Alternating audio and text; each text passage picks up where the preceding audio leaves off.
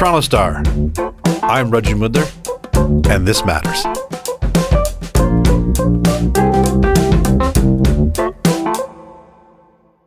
According to a recent Angus Reid poll, approximately 1 in 8 Canadians thinks the response to the COVID-19 pandemic is overblown.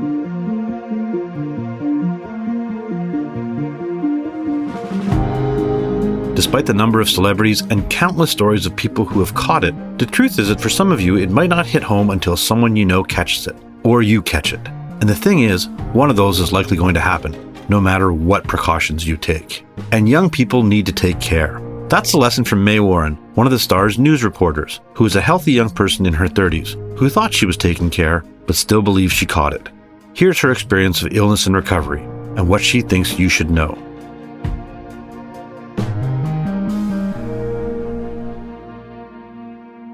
May, thanks so much for being with us. Thanks for having me. So let's start off with, how are you feeling? I'm feeling good, pretty much back to normal. It's been almost 3 weeks since I was infected. So getting there, which is a really good feeling, getting back to normal. I'm so glad to hear that. But let's start at the beginning. What happened, or where do you think you may have caught this? Yeah, so we go back to March 13th, which was Friday the 13th, if you can believe it. And that was the day when I think they announced they closed the schools and they closed like libraries and city facilities. And they were telling people to cancel events of more than 250 people, but they weren't yet at the point where they were saying like, don't have small group gatherings, I guess. And we had this dinner planned with 6 people at my friend's apartment. And we thought, we'll just be really careful. We'll wash our hands and we come in and we'll, make sure that we're taking all the precautions and everything. So we went ahead with it and no one was sick. No one had traveled recently. But a couple of days after the dinner, I think it was the Tuesday, I got a text from the host, who's a friend of mine, who was saying, I have flu-like symptoms, like muscle aches, I think it was, and a cough, sore throat, chills, and I'm waiting to be tested for COVID-19. And that's kind of where it started, I guess. And then it kind of evolved from there. I don't know if it's all that noteworthy, but this friend of yours is a doctor. Yeah. She is a doctor, but she wasn't seeing any patients that had COVID-19. She wasn't like working in a COVID-19 ward or anything like that. But it's just notable because she was prioritized for testing because she's a healthcare worker, which makes sense, right? Because she wouldn't be able to go into work if she had it. So she was tested right away and got the results back within like a day or two. And the results were positive. So at that point, I wasn't really too worried about myself. Like I'd already started self-isolating because I really didn't want to infect anybody else. And I thought, like definitely that if I got it, it would be pretty mild. But I was concerned about her and about other friends that had been there. And there were like 6 of us there and like 5 of us ended up getting sick. And then I was feeling fine. Then I started to feel a bit tired and had like a tiny little cough, but I wasn't sure. Like, you're always in this time thinking that you have something and then it turns out to be nothing. But then it just got very bad very fast, like about a week after this party. And I had like a really bad muscle pains and was just like super exhausted, no appetite, and could feel like, I don't want to say like I couldn't breathe. Like it wasn't that bad at all. It just was a little bit of like trouble breathing or like feeling like you're not getting as much out of your lungs as you usually would, which is like a big difference for someone who's like used to, riding their bike around and doing like YouTube cardio workout videos and stuff like that. So it was definitely a little bit rough there for a while, but luckily feeling better now and pretty much back to normal. I just want to go back. Well, first off, at that dinner, you're with a doctor, so I'm assuming you guys were washing your hands and trying to take precautions, correct? Totally. Yeah. Like I remember I took an Uber there because I thought that would be better than taking a TTC. And I sanitized my hands after I got out of the Uber. And then we got in the apartment. She was like, okay, everyone has to wash their hands. So we were all washing our hands, like just as we got in, and we washed our hands again before we ate. I had like bought a bottle of wine and I had like been wiping it down with wet wipes, which I thought was kind of an overreaction. But we really felt like we were doing everything we could to like keep the virus out. But what we didn't know was that it was already there. We think that my friend was already infected. Don't know how she got infected, and we don't think that it was at the hospital. That's kind of what we can ascertain from talking with Toronto Public Health. It looks like she got it in the community, which is a bit scary because we didn't know at that time if there even was any community transmission in Toronto, and no one was sick. Like, it wasn't like she coughed in my face or anything like that, or was sneezing or had any symptoms at that time. So that's interesting as well, just to know that like you can get it from someone who seems very healthy. Oh, well, it's good to know as a host, she didn't cough in your face. No, of course not. Nothing. I'm just kidding. But you wrote in your piece at the beginning of this, you said that you've had worse hangovers. Yeah. Like at the very beginning, it really didn't feel like anything. It was maybe a tiny bit of fatigue, maybe a tiny cough, but it was so mild that if I hadn't have been hypersensitive to it, I wouldn't have taken it seriously at all. And if it was 2-3 months ago before this happened, and we were aware of it, I would have gone to work like that. I would have been out and about. I would have maybe gone to like a party like that, and could have infected a ton of people. Like, luckily I knew that I had been with a case and that I needed to be super careful and not go outside. But it was just so mild at the beginning that was kind of scary. And like knowing that you can infect other people even without having symptoms. I think that's one of the reasons why we're seeing so much spread, is because people aren't waking up and feeling so miserable they can't go outside. It doesn't, even with the mild cases, like it doesn't start like that. And some people it's so mild the entire time they barely know they have it. So they're out walking around and, potentially infecting other people. Well, you came back into the office on the Sunday after, correct? Yeah. That was before I knew that I had been exposed at all. And I was feeling totally fine. I had no reason to think that I would have it.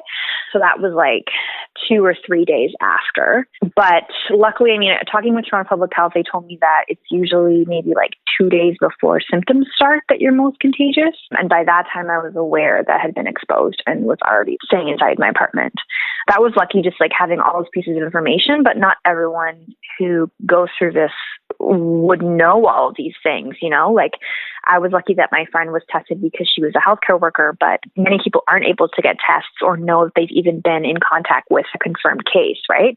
And I wasn't able to get tested because they had the shortage of tests and they were prioritizing them for healthcare workers and people with immunocompromised issues, which makes sense. But I could just imagine there's a lot of unknowns for people out there, even if they're trying their best to be as responsible as possible. Let's talk a little bit about the symptoms. You said I think there's a lot of invincibility with young people with the disease right now. And so it sounds like it got pretty bad for you. Yeah, I'm very lucky that it didn't get worse and I didn't end up in the hospital or anything like that. But I was definitely like super sick. Just very low energy, I think, was the biggest thing. And I think it was because I wasn't getting like as much oxygen in my lungs, honestly.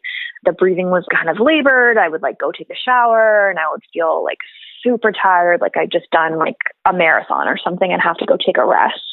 Or I'd be talking to people on the phone and I would feel just kind of like winded and tired after that, which is totally out of the ordinary for me. So that was really scary. And the muscle aches that night when I first really started having bad symptoms were pretty bad as well. Luckily, it only lasted for a couple of days and I had zero appetite. Like I've heard that a lot of people lose their sense of taste and smell. I didn't lose it, but I like had no interest in food at all. I had to kind of like force myself to like eat anything. So yeah, it was just a lot rougher than I expected.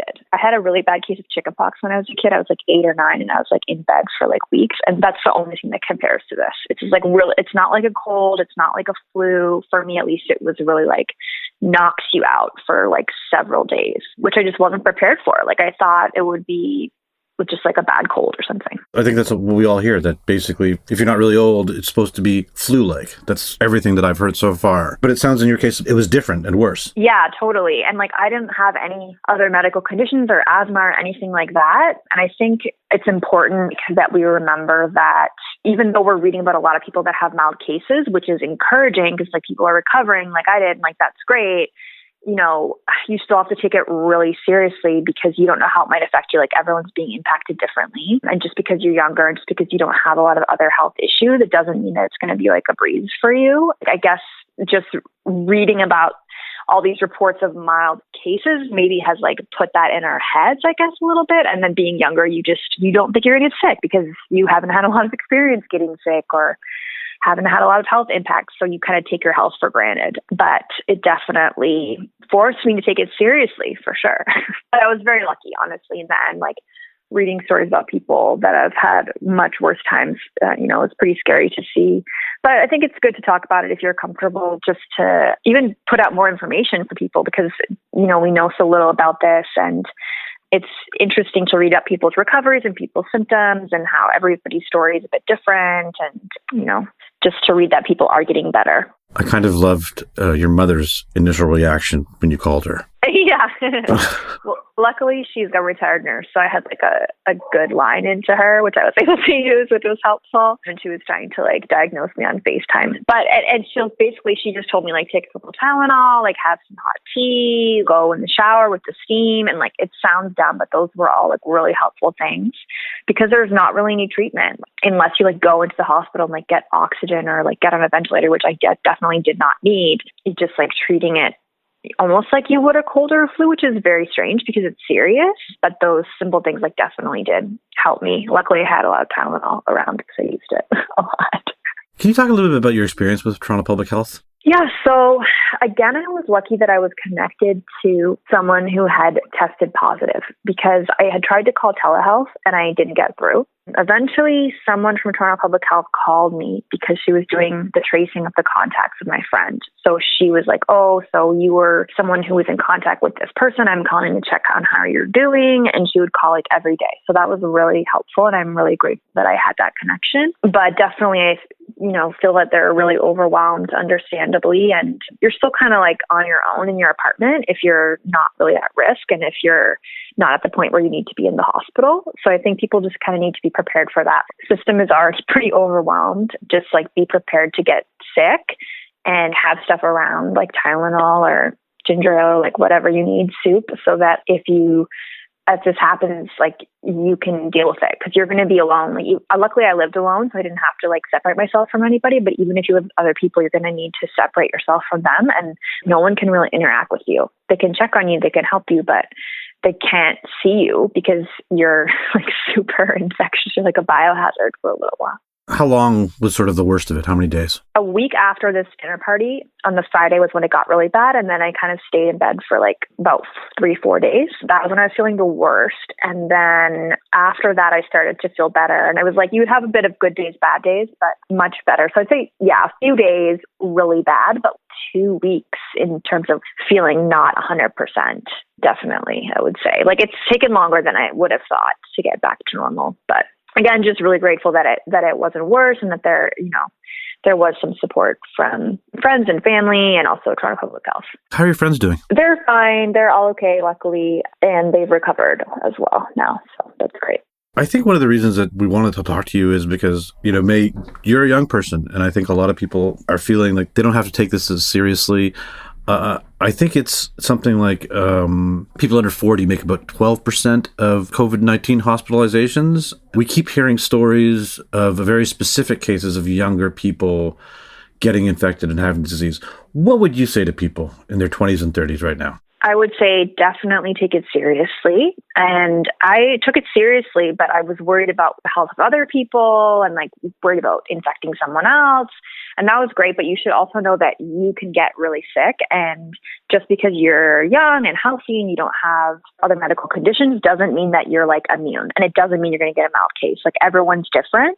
I just saw Prince Charles was fine and like out of self-isolation and like didn't seem to have that bad of a case, and he's like in his 70s. So obviously older people are, statistically more likely to have complications and have more severe cases, but your body is different, your immune system is different, and like you don't know how you're going to react. And this is something that's, can be really serious for people of, all ages, I guess, starting at 20s or 30s. I guess there haven't been too many serious cases in kids, thankfully. But you need to like wake up a little bit and realize that this isn't some flu that's only going to kill you if you're like 95 years old. Well, man, I'm super glad that you're feeling better. I also want to thank you because I'm kind of enjoying this work from home stuff. And if you're the reason that we can't go to the office, thanks. I'm just kidding. What's next? Are you still now in self-isolation mode? Or, obviously we're pretty much all on lockdown still. Yeah, so I still haven't been outside since I found out that my friend was getting tested. So that's been like almost 3 weeks. I was able to call my family doctor clinic and talk to someone there over the phone. And they said you should wait 48 hours until you have no symptoms. So I still have like a little bit of a cough in the morning sometimes. So I'm kind of just waiting for that to subside. And I might just like tack a couple extra days on there because I just want to be like extra sure. Since I wasn't tested, I'm not going to be able to get like a negative test result. So still inside, but feeling a lot better, coming back to work from home. Yeah, but looking forward to taking a walk at some point. And you might be immune now. I have a lot of questions about that. I'm seeing like different things. Some of the stuff I'm reading is saying, there doesn't seem to be consensus on that, but some stuff seems to be saying, you know, the general principle is that if you've had it, you will have some immunity. But you don't know like for how long or like exactly how that works. And I have seen like a couple of reports out of China of people getting reinfected. So that's a bit confusing. It would be great to know more about that. I'm not going to like go around and like, you know, act like I am immune, but I guess it's nice to know that I should have some immunity, I guess. I guess we'll kind of have to see how the science, you know, rolls out on that one once they have a bigger sample size to be able to do more research on people that have survived it. Well, man, I'm very glad to hear you're feeling better, and thank you so much for sharing your story with us. Thank you so much. We were joined today by May Warren, one of the news reporters here at the Toronto Star.